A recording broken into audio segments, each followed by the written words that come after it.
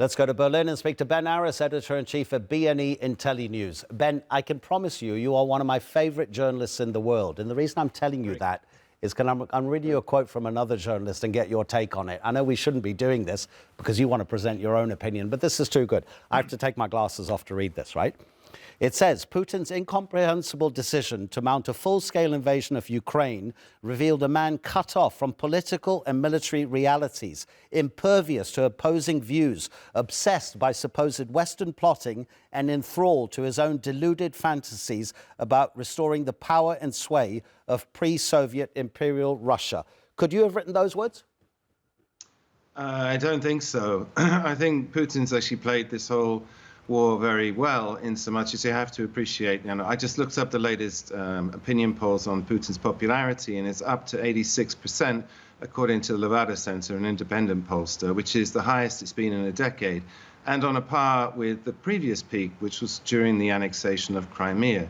I mean, the Russians' attitude to this war is actually quite nuanced. On the whole, Meduza, a liberal independent publication, polled their liberal readers, and while most of the readers thought invading Ukraine was a very bad idea, now that they're in, the quote was, "It's the only thing worse than war is to lose a war."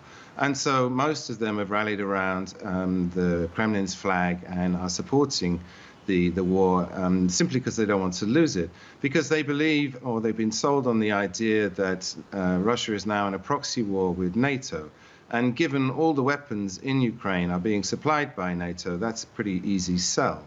So when it comes to the election, although people are tired of Putin, they would like to see him leave, because there's no viable alternative, and because he's delivered on prosperity, ended the chaos of the Yeltsin years, he does remain genuinely popular in a sort of begrudging way.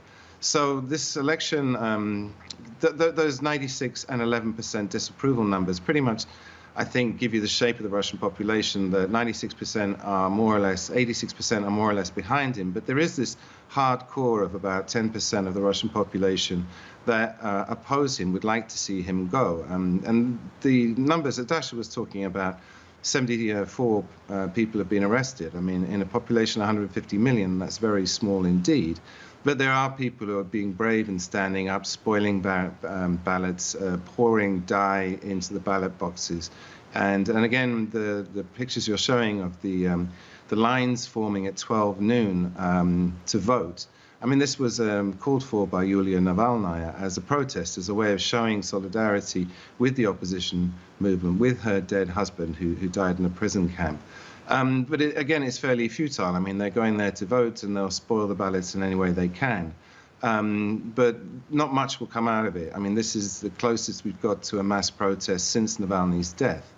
And the election will proceed the way the Kremlin wants it to, and Putin will win, as everyone is anticipating. So what do you foresee over the next 6 years in terms of what Putin has done so far and where he wants to go?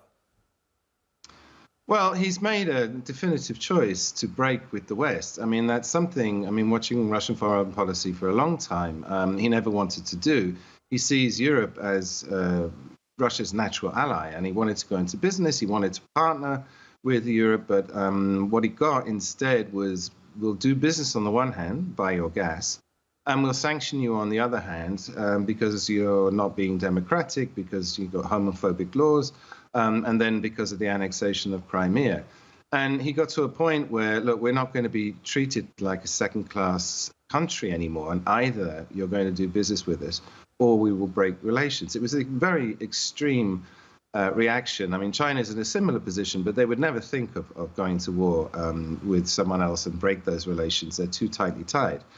And what he's going to have to do now is rebuild Russia's economic future with his new partners in the global south, countries like Indonesia, countries like China, India, and do the best he can. And I think that's what he's resigned to. So, I mean, that's the program now. And we've seen various things like the BRIC organization, the G20, all of these non-Western large organizations that take in big parts of the world. And he's going to look east instead of west going forward. Ben, always appreciate it. Thank you so much indeed, Ben Aris. My pleasure.